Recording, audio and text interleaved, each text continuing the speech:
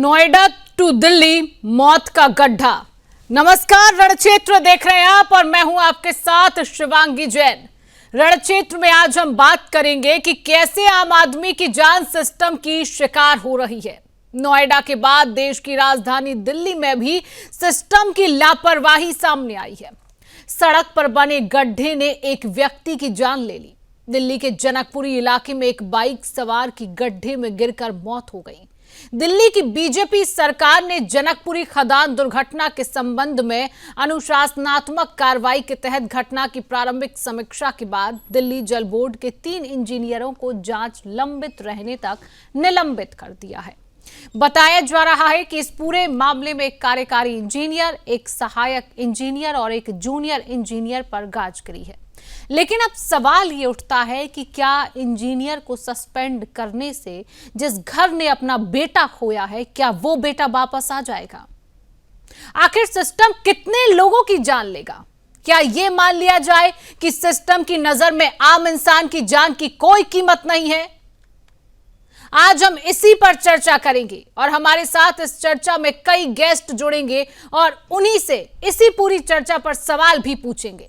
लेकिन उससे पहले रणक्षेत्र में आपको कुछ प्रतिक्रियाएं भी सुनवाएंगे, आप सुनिए। सभी सुरक्षा मानकों के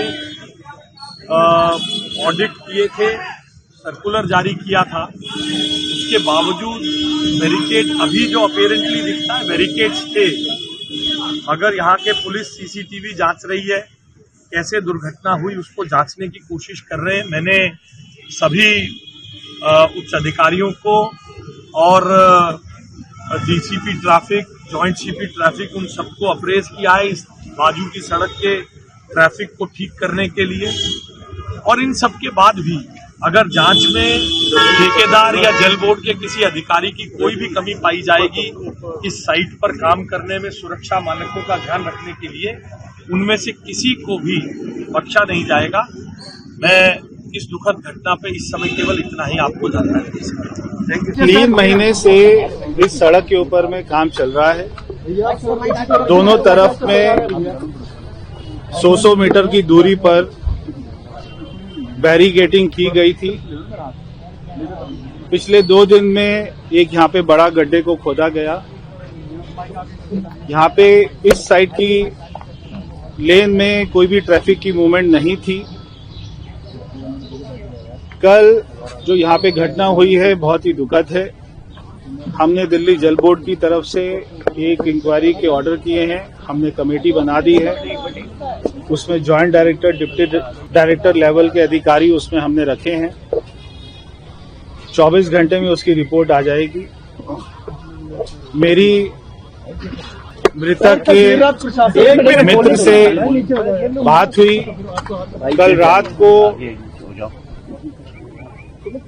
11:15 बजे के करीब में। मृतक ने अपने घर पर बात की थी कि मैं 10 मिनट में घर पहुंच रहा हूं। उसके बाद में वो इस सड़क के ऊपर में, इस लेन के ऊपर में पहुंचे और उस गड्ढे में गिरकर उनके परिवारजनों ने रात को ही पुलिस से संपर्क किया। रात को जनकपुरी पुलिस ने उनके परिवार के साथ में 2-2.5 घंटे तक आसपास में उनकी कॉल रिकॉर्डिंग, कॉल लोकेशन वो देखकर आसपास के पार्कों में, आसपास के क्षेत्र में उनको ढूंढने की कोशिश की। जो भी हुआ बहुत ही दुखद है। तो आपने प्रतिक्रियाएं सुनी है। नोएडा में इसी तरह की घटना होती है। इंजीनियर युवराज की गड्ढे में गिरकर मौत हो जाती है। उसके बाद भी दिल्ली संभलती नहीं है, दिल्ली समझती नहीं है, दिल्ली की सरकार नहीं समझती है। कुछ ही दिन हुए होंगे, मुझे लग रहा है कि मात्र हफ्ते भर पहले की ये बात होगी जब इंजीनियर युवराज की मौत की खबर सामने आई। आप 6 फरवरी की आज की ये तस्वीर आप देखते हैं जहां पर दिल्ली के जनकपुरी इलाके में गड्ढे में गिरने से युवक की मौत होती है। दूसरी तस्वीर 16 जनवरी की आप देख रहे हैं जहां पर इंजीनियर युवराज की गड्ढे में गिरने से मौत होती है। नोएडा और दिल्ली की दूरी कितनी है? दिल्ली और नोएडा सटा हुआ है। उसके बाद भी आप देखिए कि सिस्टम कितना फेल नजर आता है। परिवार पूरी रात दर्जनों पुलिस स्टेशनों में जाता है, अपने बच्चे के लिए बताते हैं कि हमारा बच्चा पूरी रात से लापता है, लेकिन पुलिस प्रशासन टाल मटोली करती रहती है। आप ये सोचिए, अगर यही बेटे युवराज या फिर दिल्ली की कोई घटना हो, यही बेटे किसी नेता के बेटे होते, किसी अधिकारी के बेटे होते, तो क्या पुलिस हाथ पर हाथ धरे बैठी रहती पूरी रात भर? नहीं बैठती। तुरंत उसकी लोकेशन को ट्रैक किया जाता और उसको खोजा जाता और बचा लिया जाता। ये 2 जिंदगियां बर्बाद नहीं होती। आप ये समझिए, ये जिंदगियां क्यों बर्बाद हुई हैं? क्योंकि ये आम जिंदगी है, जिनकी सरकार की नजर में, सिस्टम की नजर में, प्रशासन की नजर में कोई कीमत नहीं है। अगर कीमत होती तो उस गड्ढे को बंद कर दिया जाता। अगर कीमत होती तो वहां पर इंतजाम किए जाते, लिखा जाता बड़े बड़े अक्षरों में कि आगे खतरा है, आगे जाना मना है, ब्ला ब्ला ब्ला। लेकिन आम आदमी की वो जगह है, क्योंकि आम आदमी वहां पर रहता है, ना ही कोई मंत्री का घर है, ना ही कोई नेता का घर उस इलाके में, इसलिए उस गड्ढे को खुला छोड़ा गया। और फिर कहा जा रहा है कि हमने जल बोर्ड के 3 अधिकारियों को सस्पेंड कर दिया है। सुदर्शन न्यूज सवाल पूछता है कि क्या इन अधिकारियों को सस्पेंड करने से घर का बेटा, घर का चिराग वापस आ जाएगा? नहीं आएगा, नहीं आएगा। और क्या गारंटी देती है सरकार कि अधिकारियों को सस्पेंड करने के बाद तीसरा कोई व्यक्ति इसमें शामिल नहीं होगा? हमें तीसरी कोई विंडो नहीं चलानी पड़ेगी आगे किसी और तारीख की। सरकार नहीं समझ रही है आम आदमी की जिंदगी की कीमत क्या है। आप तस्वीरें देखिए, वो इंसान गड्ढे में गिरता है, पूरी रात तड़फता रहता होगा, चिल्लाता होगा, मदद की गुहार लगाता होगा, लेकिन किसी तक उसकी आवाज नहीं पहुंचती है, क्योंकि रात का अंधेरा इतना हो जाता है। परिवार बेबस होकर पुलिस स्टेशनों के चक्कर लगाती रहती है। परिवार अपने बेटे की खोज में दौड़ता रहता है, लेकिन उसको कोई सुराग नहीं मिलता अपने बेटे का। और सुराग मिलता है जब सूर्योदय होता है। और इसी विषय पर हम चर्चा भी करेंगे। हमारे साथ वरिष्ठ पत्रकार मनोज कुमार जी जुड़ चुके हैं। मनोज जी, बहुत बहुत स्वागत करती हूँ आपका सुदर्शन न्यूज में। हमारे साथ सुप्रीम कोर्ट से अधिवक्ता कनिका भारद्वाज जी हम। कनिका जी, आपका भी बहुत बहुत स्वागत सुदर्शन न्यूज में। कनिका जी, आपसे ही मैं सवाल करना चाहूंगी, जिस तरीके से ये मुद्दा सामने आया है, हमने 16 जनवरी की घटना देखी, नोएडा में गड्ढे में गिरने से किस तरीके से युवराज की मौत होती है, और उसके बाद दिल्ली के जनकपुरी में मौत हो जाती है। क्या कहेंगे? पहले तो मैं आपसे यही समझना चाहूंगी कि सिस्टम कितना फेल नजर आ रहा है। देखिए प्रॉब्लम वही है जब सिस्टम ही फेल हो जाता है। और देखिए, अगर इंडिविजुअल कोई ऐसी हरकत करे या नेग्लिजेंस करे, या उसके नेग्लिजेंस से जो है किसी व्यक्ति की डेथ हो जाए, तो हम ऑब्वियसली बीएनएस के सेक्शंस जो हैं वो अटैक कर सकते हैं, उस बंदे को क्रिमिनल लायबिलिटी बनती है। लेकिन ये ऐसे मामले हैं जहाँ पे सिस्टम ही फेल हो रहा है, तो आप क्या करेंगे? तो प्योर ये नेग्लिजेंस का मामला है जिसकी वजह से डेथ हुई है। दूसरा मैं कहूंगी कि ऐसे मामले बहुत ज्यादा तेजी से बढ़ रहे हैं। अगर आप डेटा देखिए तो 2024 से 2025 में 240 लोग अप्रोक्सीमेटली जो है वो ऐसे डिजास्टर्स से उनकी डेथ हो चुकी है।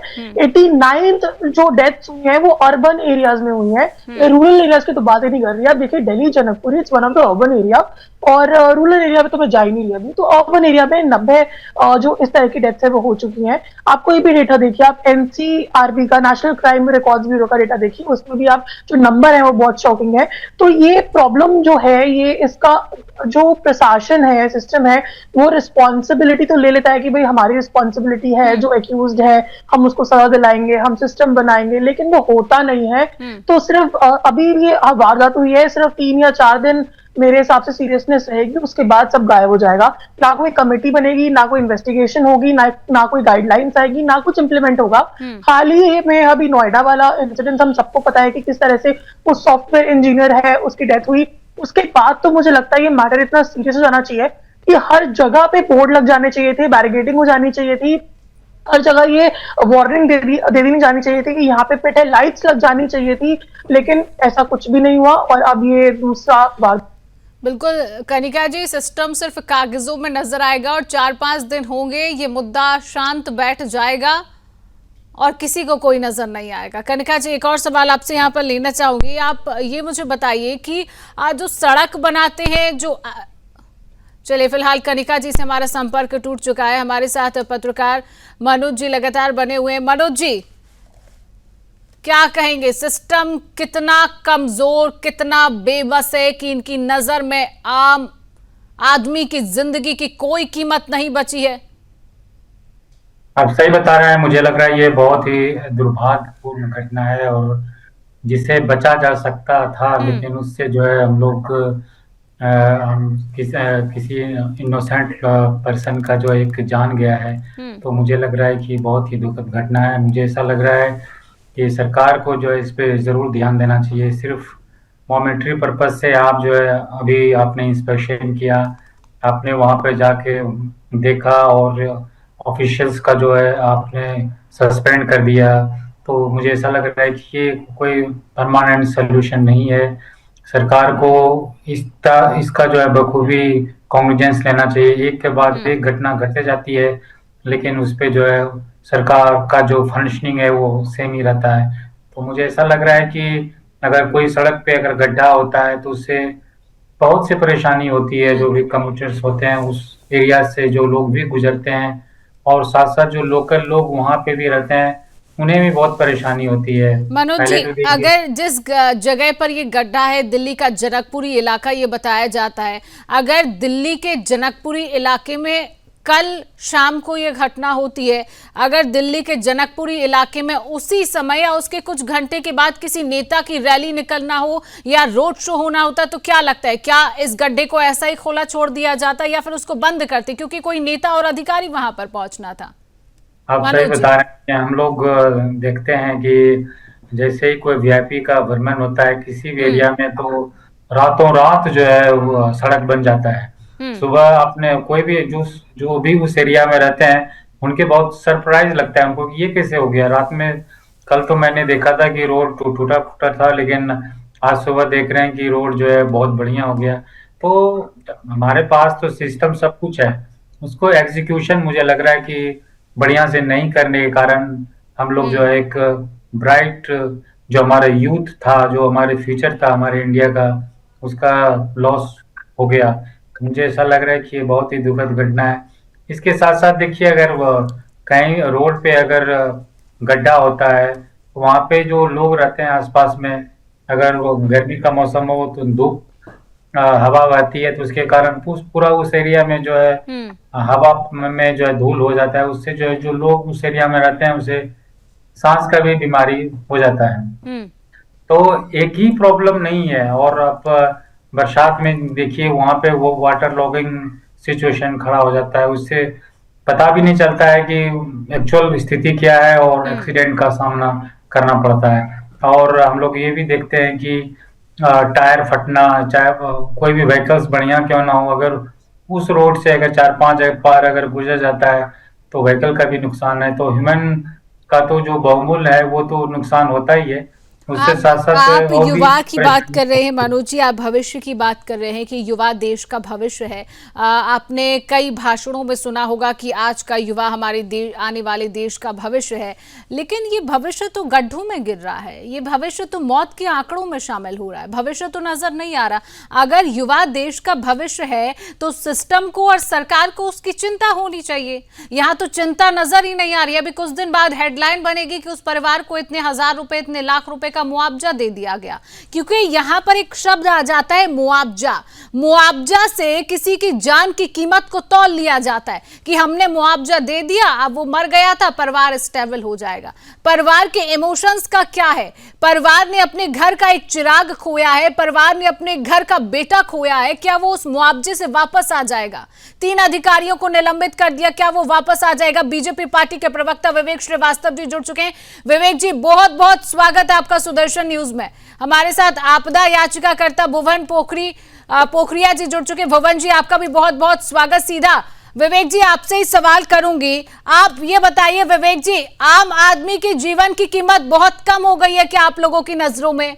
आम आदमी के जीवन की कोई कीमत नहीं बची है कि गड्ढों को खुला छोड़ दिया जाता है, जिए चाहे मरे, कोई ठिकाना नहीं है। पुलिस प्रशासन के पास परिवार पहुंचता है तो पुलिस टाला मटोली करती रहती है। आखिर आपका सिस्टम इतना फेल क्यों है विवेक जी? शिवांगी जी, इसमें ये पाइपलाइन रिपेयर का मामला प्रथम दृष्टया देखने में आ रहा है। जिस गड्ढे में ये युवक गिरा,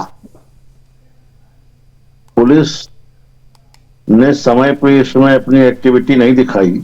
आमतौर पे होता क्या है कि ऐसे मामलों में ये होता है कि कहीं रात में कहीं और तो नहीं चला गया, कहीं कुछ तो नहीं हो गया।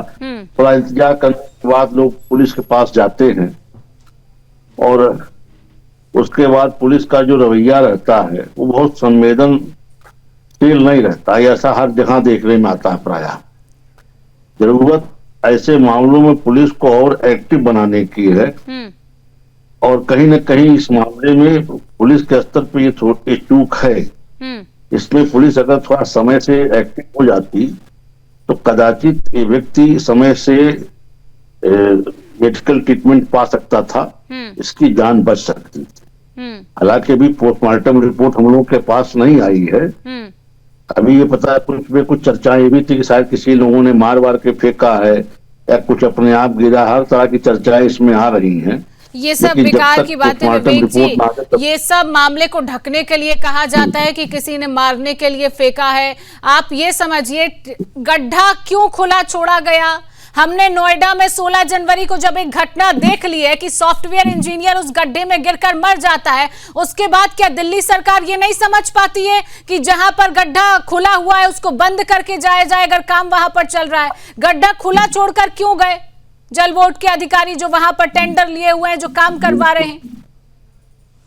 बिल्कुल आपकी बातें सही है, आपका आरोप सही है कि जल बोर्ड के लोगों को ये पाइपलाइन रिपेयर करने का जो ये काम है इसके लिए बाकायदा उन्होंने अनुमति ली होगी। सड़क काटी गई है वहां की सड़क, जहां तक मेरी जानकारी से जो देखने मेरे समझ में आ रहा है कि वहां की सड़क वहां के लोक निर्माण विभाग के अंतर्गत ही होगी। ये सड़क बाकायदा उन्होंने सड़क काटने के लिए पैसा जमा किया होगा, तभी ये काटे होंगे इतनी मोटी सड़क। सड़क की कटिंग दिख रही साफ आपके वीडियो क्लिप में। तो ऐसे में वहां का जो ट्रैफिक वाले जो लोग होते हैं उस लोकेशन के, उनकी जिम्मेदारी थी कि वहां रूट डाइवर्जन लगाते। फिलहाल दिल्ली जल बोर्ड के जो ठेकेदार उन्होंने अगल बगल मट्टी का एक घेरा दिख रहा है इसमें कि मट्टी का घेरा तो है। प्रथम दृष्टया ये तो समझ में आता है कि यहाँ रोड आगे कटी है या यहाँ कोई काम चल रहा है, लेकिन अब स्पष्ट क्या वहां पे डिमार्केशन उन्होंने की कि नहीं की, बैरिकेडिंग मेरे ख्याल से नहीं हुई, तभी ये आदमी गया। इसीलिए वहां इंजीनियर सस्पेंड किया गया है तत्काल प्रभाव से। विवेक जी, सस्पेंड करने से किसी के घर का बेटा वापस नहीं आ जाता है। हम इंतजार करते हैं कि मौत हो किसी की, फिर हम सस्पेंड करेंगे। हम पहले क्यों आगाह नहीं हो जाते हैं? अभी सिर्फ दिल्ली में सिर्फ जनकपुरी का ये मामला नहीं है, न जाने दिल्ली में कितने ऐसे गड्ढे होंगे जो खुले छोड़े गए हैं। इस पर आप लोगों को ध्यान देना होगा। आपकी सरकार है, आप इस पर ध्यान देंगे कि कितने गड्ढे अभी भी खुले होंगे। हम इंतजार करेंगे कि फिर कोई मौत हो और फिर हम उस पर बोले कि हमने अधिकारी सस्पेंड कर दिया, हमने परिवार को मुआवजा दे दिया। अगर किसी नेता की गाड़ी वहां से गुजरती होती, किसी नेता की रैली वहां पर होती विवेक जी, तो क्या फिर उस गड्ढे को खुला छोड़ा जाता? इस बात का आप जवाब दीजिए। देखिए, नेताओं की रैली या इस तरह का जब रूट तय होता तो उसके पहले उसका एक निरीक्षण हो जाता है। वो सब तो एक प्रोसेस वर्क है, सबको मालूम है किसमें क्या होता है। ये गड्ढा खुला नहीं छोड़ना था, जैसे क्योंकि वहां पे काम चल रहा था, उसको इमीडिएट भरना भी नहीं संभव था जब तक पूरा काम ना हो जाए। तो आगे बैरिकेडिंग लगा दी जाती है। विवेक जी, आप बोल रहे हैं कि जब नेता की कोई रैली होती है तो प्रॉपर प्रोसेस होता है, चेक किया जाता है, तो आम आदमी जहां रह रहा है उसके लिए कोई प्रोसेस क्यों नहीं होती है? क्यों चेक नहीं किया जाता है? आप ठीक रहे कि आप बोल रहे हैं कि गड्ढा तुरंत नहीं भर सकते, काम चल रहा है। बैरिकेडिंग तो आगे लगाई जा सकती है कि आगे जाना मना है, आप आगे खतरा है। इस तरीके की बैरिकेडिंग लगाएं कि रात में अगर इंसान अंधेरे में निकल रहा है तो उसको पता रहे कि इस रूट से नहीं जाना है, आगे काम चल रहा है। ये समझदारी तो होती है अधिकारियों में जो काम वहां पर कर रहे हैं। नहीं, बिल्कुल वहां पे एक बैरियर्स टाइप का लगाना चाहिए था। हालांकि ग्रीन नेट लोगों ने लगा रखा है अगल बगल। वो देखिए, सुबह ग्रीन लगा नेट- है विवेक जी, वो सुबह लगा है। अच्छा, वो सुबह लगाया आप- गया है, जब हादसा हो जी, गया जी। वो सुबह लगाया गया है। वो शाम को जब गड्ढा हो रहा था, पूरी रात खुला था, उसको सुबह लगाया गया दिखाने के लिए कि देखिए हमारी तरफ से तो पूरा हमने पैक कर दिया, एक पर्दा हमने लगा दिया है हरे कलर का। नहीं, वहां पे बैरियर टाइप का कुछ लगाना चाहिए था, डिमार्केशन करना चाहिए था। इसीलिए सस्पेंड किया गया इंजीनियर। ये ट्रैफिक इंस्पेक्टर की इंजीनियर की जिम्मेदारी थी। इसके लिए रोड का पैसा उसमें जमा होता है प्रोसेस में, तभी इतनी मोटी रोड काटने के लिए ठेकेदार वहां जा पाता है। नहीं कोई वहां पीडब्ल्यूडी किया लोक निर्माण विभाग की रोड इतने आसानी से काटते पहुंच जाएगा। तो ये है वहां के ट्रैफिक इंजीनियरों की गलती है, उनको इस पे संज्ञान लेना उस पर चाहिए था। आपको संज्ञान लेना होगा, कार्रवाई करनी होगी, हाथ पर हाथ धरे बैठे कुछ नहीं होगा। कनिका जी भी हमारे साथ है। कनिका जी, आप मुझे ये बताइए कि जो सड़क बनाता है, चाहे वो ठेकेदार हो चाहे कोई अधिकारी हो, वो आरोपी इस पूरे मामले में सिद्ध होते हैं, क्या उनको सजा दी जा सकती है? कनिका जी, देखिए वो लोग सिर्फ सस्पेंड हो सकते हैं, क्योंकि इस तरह की जो वारदात होती है वो एक सिविल नेग्लिजेंस में आती है। क्रिमिनली कोई भी सेक्शन इसमें ट्रैक नहीं होता, सिविल नेग्लिजेंस में आती है। और सिविल नेग्लिजेंस से जो भी डेथ होती है उसमें या तो सस्पेंड किया जा सकता है ऑफिसर को, और दूसरा उन्हें कॉम्पेंसेशन मिला जा सकता है। तो कहीं ना कहीं मैं ये भी बोलूंगी कि हमारा जो लॉ है वो थोड़ा सा वीक है ऐसे मामलों को लेके, जहाँ पे आप सिर्फ और सिर्फ जो अधिकारी है उनको आप सस्पेंड कर देते हैं, और सस्पेंड करने के कुछ ही टाइम बाद आप उसे वापस भी रिवाइव कर लेंगे। और जो परिवार है उनको हो सकता है आप एक अच्छा कॉम्पेंसेशन का अमाउंट दे दें। तो यही एक चीज की जा सकती है, यही एक पनिशमेंट इसमें है। इसके अलावा कोई क्रिमिनल पनिशमेंट नहीं है। हालांकि मुझे लगता है कि क्रिमिनल लायबिलिटी होना बहुत जरूरी है ऐसे मामलों में। जब तक इन लोगों पे क्रिमिनल लायबिलिटी नहीं आएगी ना, तब तक आई डोंट थिंक कि ये मामले कम होने वाले हैं। दूसरा मुझे लगता है कि non seriousness of implementation of guidelines, मतलब लोग सीरियस ही नहीं है। देखिए अभी मामला हुआ है नोएडा का, जिसमें एक सॉफ्टवेयर इंजीनियर की डेथ हुई, और उसके बाद तो मुझे लगता है कि हर जगह लाइट्स लग जानी चाहिए थी, साइंस लग जाने चाहिए थे, बोर्ड सिस्टम बहुत टाइट हो जाना चाहिए था, अच्छी बैरिकेडिंग हो जानी चाहिए थी, बट कुछ भी नहीं हुआ। और कुछ ही टाइम हुआ है और नया जो केस है वो हमें सुनने को मिल गया। और मैं यकीन के साथ कह सकती हूँ ये भी 3-4 दिन हाइप पे रहेगा। उसके बाद जो इम्प्लीमेंटेशन होनी है, जो गाइडलाइंस बनी है, कुछ नहीं होने वाला। इस पर्टिकुलर केस में, जनकपुरी वाले केस में, दिल्ली गवर्नमेंट ने ऑर्डर किया है, इन्वेस्टिगेशन होगी और एक कमेटी बनाई जाएगी। जो दिल्ली जल बोर्ड एक कमेटी बनाएगा, और जो जितने भी नेग्लिजेंस के मैटर है वो उनको देखेंगे, उनको इन्वेस्टिगेट करेंगे। But I am pretty sure कि ये जो कमेटी बनी है ये सिर्फ नाम के लिए बनेगी, ऑन पेपर बनेगी, लेकिन इम्प्लीमेंटेशन नहीं होगी।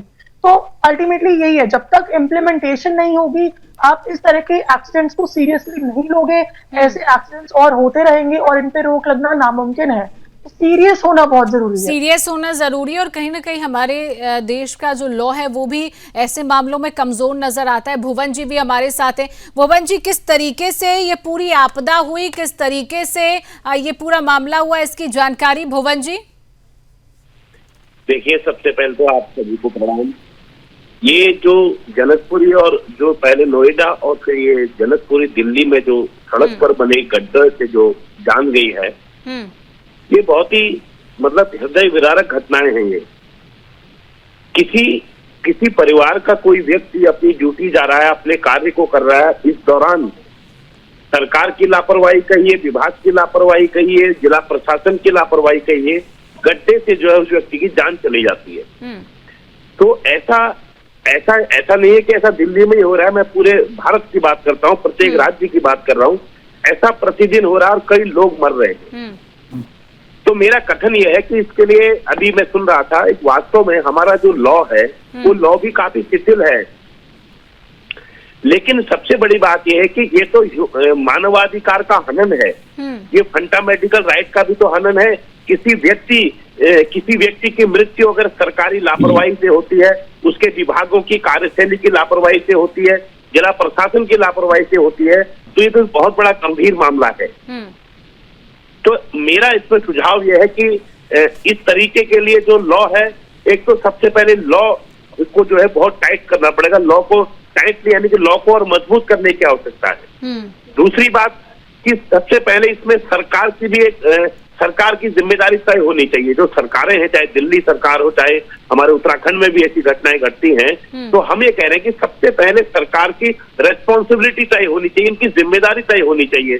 दूसरा, प्रशासन की जिम्मेदारी तय होनी चाहिए। जिला प्रशासन जो होता है, डिस्ट्रिक्ट मजिस्ट्रेट वहां पर होता है, इनकी भी एक जिम्मेदारी फिक्स होनी चाहिए। तीसरा, जो विभाग है, जो कार्यदायी संस्थाएं होती है, जैसे नेशनल हाईवे है या जो भी है, दिल्ली में जो भी ये सड़क बना रहा होगा, ये डिपार्टमेंट है, इनकी भी जिम्मेदारी तय होनी चाहिए। और उसके बाद जो लॉ में है, इनके ऊपर 302 का मुकदमा दर्ज होना चाहिए। सबसे पहली बात, अगर एक दो विभागों के ऊपर 302 का मुकदमा दर्ज होगा तो समझ लीजिए कि सीधे सीधे सारा मामला ट्रैक में आएगा। सरकारों की भी जवाबदेही तय होगी, प्रशासन की भी जवाबदेही तय होगी, और 302 का मुकदमा इन पर लगेगा। और एक वृहद कंपनसेशन इन परिवारों को मिलना चाहिए। हो सकता है मैम कि उसको परिवार में कोई कमाने वाला ना हो, उसके बच्चों की परवरिश का मामला है, हो सकता है वो माता पिता का इकलौता बेटा हो या किसी बहनों का बेटा हो, माता पिता का बेटा हो और बच्चों का पिता हो। तो एक बहुत बड़ा ये मतलब एक हृदय विदारक घटनाएं हैं ये, उस परिवार का क्या होगा, ये बहुत बड़ी वो है। तो मैं ये कहना चाहता हूँ आपके चैनल के माध्यम से कि सबसे पहले इस पर जो है 302 का मुकदमा होना चाहिए। और दिल्ली हाई कोर्ट में, आपकी बात को कनिका जी से समझेंगे। कनिका जी, क्या ऐसे मामलों में सरकार की जवाबदेही होती है, पहली बात, और दूसरी बात मुआवजे की बात भी सामने आती है। ऐसे मामलों में मुआवजा अगर सरकार की तरफ से दिया जाता है तो क्या एक कोई फिक्स अमाउंट होता है कि सरकार को कितना मुआवजा जो है वो ऐसे मामलों में परिवार को देना चाहिए? देखिए, सरकार की मर्जी होती है कि वो कितना भी कॉम्पेंसेशन दे, कोई फिक्स अमाउंट कभी नहीं होता। किसी किसी केस में शायद 10,000 दे, कहीं 1 लाख, कहीं 1 करोड़, तो कहीं फिक्स अमाउंट नहीं होता। वो सरकार की मर्जी होती है। रिस्पॉन्सिबिलिटी की अगर मैं बात करूं तो डेफिनेटली स्टेट गवर्नमेंट जो है वो रिस्पॉन्सिबल होती है। साथ ही में दिल्ली जल बोर्ड, ट्रैफिक पुलिस डिपार्टमेंट और वहाँ का जो सब डिविजनल मजिस्ट्रेट है, ये लोग, और जो ऑब्वियसली कहीं ना कहीं एमसीडी का अगर रोल होता है तो वो भी, तो ये जो बॉडीज हैं ये रिस्पॉन्सिबल होती हैं। अगर मैं बात करूं तो देखिए, एसडीएम की भी रिस्पॉन्सिबिलिटी बनती थी कि वो चेक करें कि वहाँ सही लाइटनिंग है या नहीं है, बैरिकेड है या नहीं है। और किसी भी डिपार्टमेंट ने, अब आप ट्रैफिक चलाने वाले लोगों की बात कर लीजिए, ट्रैफिक पुलिस ऑफिसर्स की बात कर लीजिए, ट्रैफिक जो डिपार्टमेंट है उनकी भी जिम्मेदारी बनती थी कि वो चेक करके जाए। उनकी ड्यूटी चेंज होती है, उनकी जिम्मेदारी थी कि वो चेक करके जाएं कि इस पर्टिकुलर एरिया में जहाँ पे काम चल रहा है वहाँ पे बैरिकेडिंग और लाइटिंग है या नहीं है, वार्निंग टाइम्स है या नहीं है। उन्होंने भी अपना काम नहीं किया। दिल्ली जल बोर्ड जो ऑलरेडी ऑब्वियसली वो तो डायरेक्ट इन्वॉल्वमेंट है उनकी इस मैटर में, उन लोगों ने भी ध्यान नहीं दिया। तो किसी भी डिपार्टमेंट ने अपना काम नहीं किया। मेरे को लगता है अगर एक डिपार्टमेंट भी सीरियस हो जाता तो शायद ये वारदात नहीं होती और ये एक जान बच जाती। लेकिन कोई भी रिस्पॉन्सिबल नहीं है और अल्टीमेटली जो है स्टेट गवर्नमेंट की रिस्पॉन्सिबिलिटी इसमें जरूर आती है। लेकिन वही है, क्योंकि हमारे जो लॉज हैं वो इतने वीक हैं, अगर ये फैमिली चाहे तो अब ये कॉम्पनसेशन ही क्लेम कर सकती है। ये दिल्ली जल बोर्ड को पार्टी बना सकती है, एसडीएम को पार्टी बना सकती है, पुलिस ऑफिशियल्स को, ट्रैफिक पुलिस डिपार्टमेंट को पार्टी बना सकती है। लेकिन अल्टीमेटली उनको मिलेगा क्या? कोई पनिशमेंट तो होगी नहीं इन लोगों को, वो सिर्फ सस्पेंड होंगे और एक कॉम्पनसेशन का अमाउंट मिल जाएगा, वो भी फिक्स नहीं होता। क्या पता 10,000 रुपए में ही मैटर खत्म हो जाए। ठीक है, ठीक। विवेक जी, कमेटी बनाती गई है, किस तरीके से इस पूरे मामले को लेकर जांच की जा रही है कि आगे इस तरीके के मामले ना हो? एक शिवानी जी, बहुत गंभीर मामला है और सीधे सीधे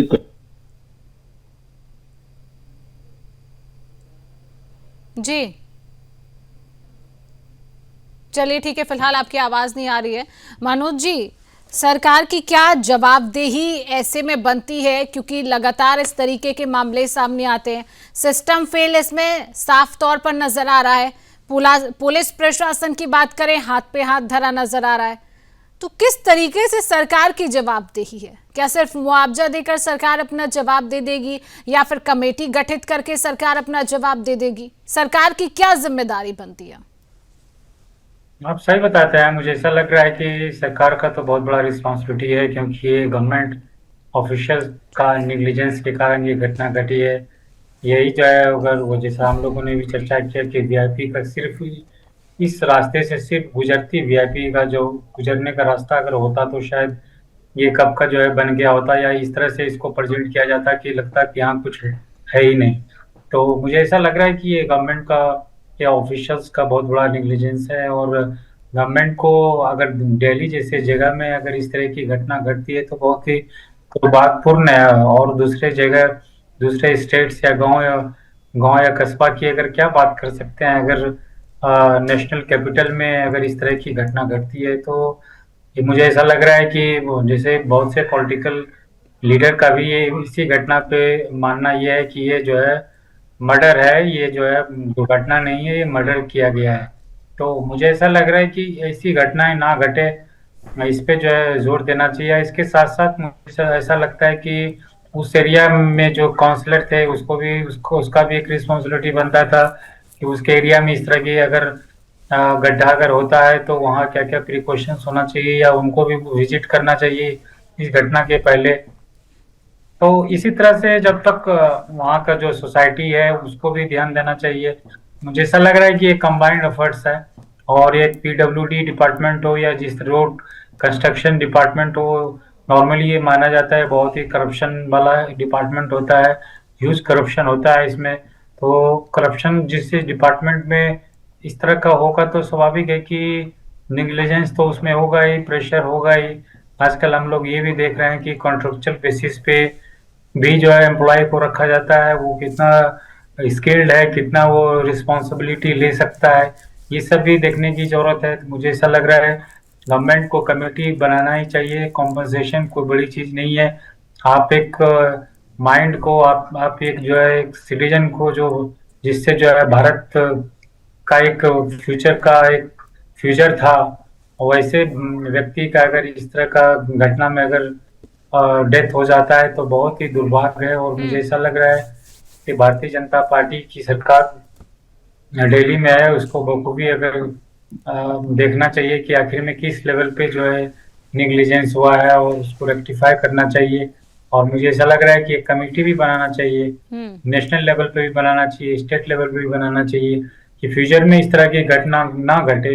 इसके लिए जो है क्या क्या प्रिकॉशंस हो, कमेटी अगर बने तो क्या क्या इसमें मॉनिटरी देखना चाहिए ताकि इस तरह की घटना ना घटे। भुवन जी भी हमारे साथ है। भुवन जी, जब इस तरीके के मामले सामने आते हैं तो युवक की जान तो चली गई है, आम लोगों की जान चली जाती है, आम जनता की जान चली जाती है, क्योंकि सरकार को तब याद आता है जब चुनाव होते हैं, जब उनको वोट चाहिए होता है तो उन्हें याद आती है अपनी जनता याद आती है। लेकिन जब ऐसे में मामले सामने आते हैं तो सरकार की क्या जवाबदेही यहाँ पर हो जाती है?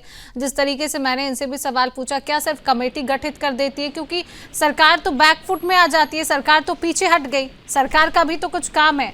इसमें जो अधिकारी हैं, जो ठेकेदार इसमें थे, जिन्होंने इस पूरे काम का टेंडर लिया हुआ था, जो इसमें अधिकारी थे, जो ठेकेदार थे, जो प्रशासन वहां पर है, ये भी तो एक जवाबदेही के कार्यकर्ता बनते हैं, इनको तो जवाब देना पड़ेगा। क्या सिर्फ निलंबन से काम चल जाएगा कि हमने निलंबित कर दिया, कल के दिन वो कहीं और का ठेका ले लेंगे? देखिए, आपने बहुत ही अच्छा सवाल पूछा है। देखिए, सबसे बड़ी बात यह है कि निलंबन समस्या का समाधान नहीं है, कंपनसेशन समस्या का समाधान नहीं है।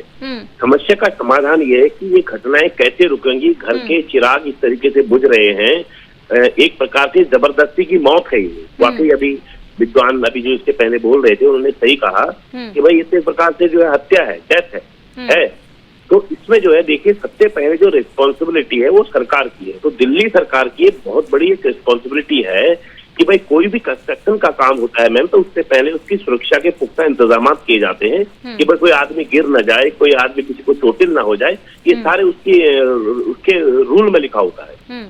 और दूसरी बात क्या है कि यहाँ पर जो है ये जो भी ये परिवार है, दुखी परिवार है, मैं सबसे पहले तो इस परिवार के प्रति शोक संवेदना व्यक्त करता हूँ और आपके चैनल के माध्यम से कहना चाहता हूँ कि इसमें सबसे पहले माननीय उच्च न्यायालय, यहाँ का हाईकोर्ट दिल्ली पड़ता होगा, तो सबसे पहले हाईकोर्ट में एक बृहद जनहित याचिका दायर होनी चाहिए। इसमें आर्टिकल 226 में प्राविधान है, 226 में प्राविधान है, एक जनहित याचिका होनी चाहिए जिसमें राज्य सरकार, दिल्ली सरकार के चीफ सेक्रेटरी को, सेक्रेटरी परिवहन को, चीफ सेक्रेटरी को, सेक्रेटरी परिवहन को, डीएम, वहां के डीएम को, वहां के एसडीएम को, कार्यदायी संस्था के चीफ को, इंजीनियरों को, इन सबको जो है पार्टी बना करके डायरेक्ट 302 यानी कि हत्या का मुकदमा दर्ज करने के लिए हाईकोर्ट में सीधे PIL जनहित याचिका दायर होनी चाहिए, क्योंकि ऐसे कितने लोग मर रहे हैं बताइए आप। और ये तो जो कमेटी का मामला है, ये कमेटी बना करके तो ये समझ लीजिए कि टालने वाली बात है कि कमेटी बनाएंगे, कब जांच होगी मैम, कब उनका निलंबन होगा।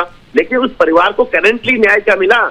जिस परिवार का एक लड़का मर गया, व्यक्ति मर गया, उसके परिवार की रिस्पॉन्सिबिलिटी, जिम्मेदारियों को कौन निभाएगा? ये बहुत बड़ा सवाल। भुवन जी, सरकार मुआवजा देकर अपनी रिस्पॉन्सिबिलिटी निभा देती है। उन्होंने कह दिया कि हमने 20 लाख का मुआवजा दिया, हमने 10 लाख रुपए का मुआवजा दिया। उनको लगता है कि हमने मुआवजा देकर अपना काम पूरा कर दिया, लेकिन उस परिवार को पता है कि उसका जब बेटा गया है, वो उसके लिए क्या था, वो शायद ना सरकार समझ पाएगी, ना आप और हम समझ पाएंगे। मुझे लगता है वो परिवार ही समझ सकता है, वो दर्द परिवार ही समझ रहा होगा जिसने अपने घर का बेटा खोया है। बिल्कुल बिल्कुल, आपकी बात 100% राइट है। वो दर्द जो दुखों का पहाड़ टूटा है वो परिवार ही समझ सकता है, लेकिन इसकी पुनरावृत्ति ना हो तो इसके लिए किसी न किसी को तो आवाज उठानी पड़ेगी ना।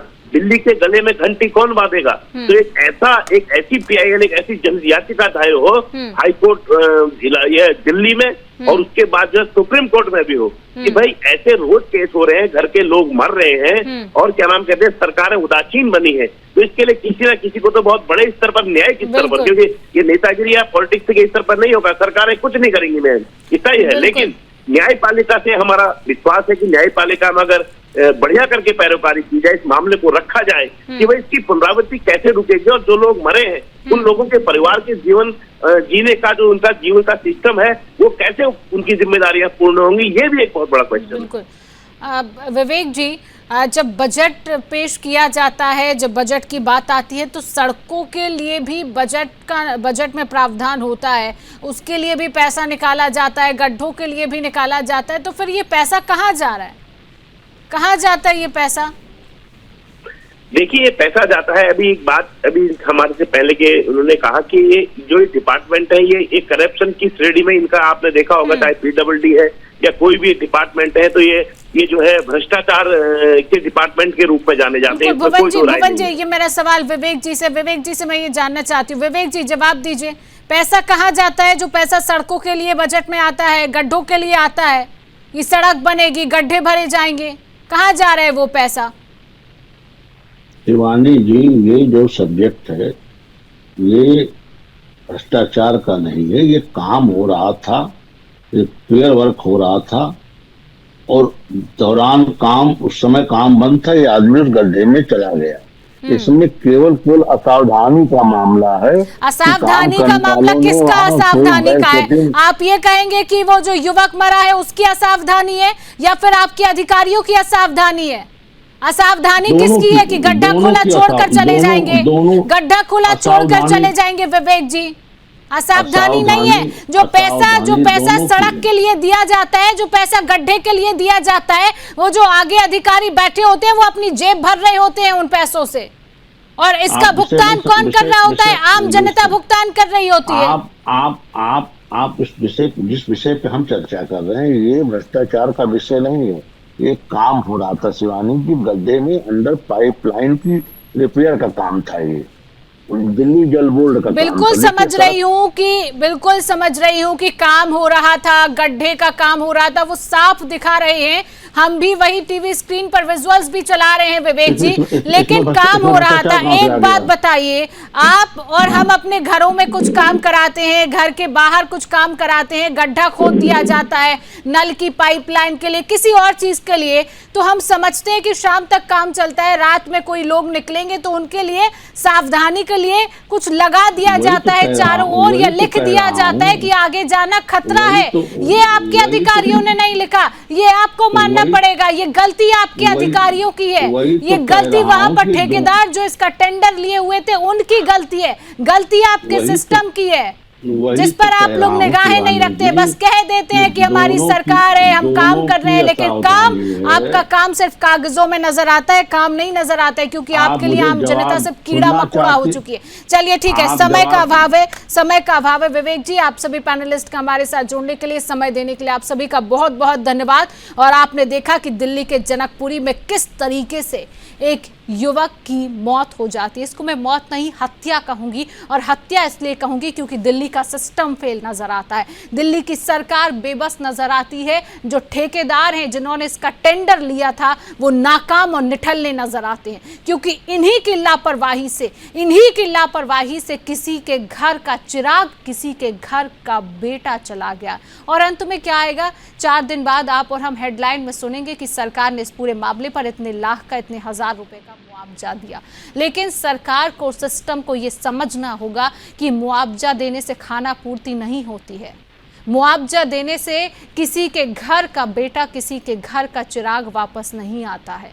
अगर आपको खाना पूर्ति करनी है तो उन गड्ढों को भरवा कर खाना पूर्ति करिए, और अगर गड्ढे सड़क पर खोदे जा रहे हैं तो वहां पर बड़े बड़े शब्दों में लिखवाइए कि आगे जाना खतरा है, आपकी जान के लिए खतरा है, क्योंकि आगे किसी भी तरह के इस तरीके के मामले सामने ना आए। अब ये देखना होगा, इस पूरे मामले में सरकार ने 3 अधिकारियों को निलंबित किया है, जांच कमेटी बैठाई है। आगे देखना होगा कि सरकार कितना जागती नजर आती है कि इस तरीके की देश की राजधानी दिल्ली में ऐसे मामले सामने ना आए। फिलहाल के लिए आज के रण क्षेत्र में इतना ही। देश और दुनिया की तमाम खबरों को जानने के लिए आप देखते रहिए सुदर्शन न्यूज।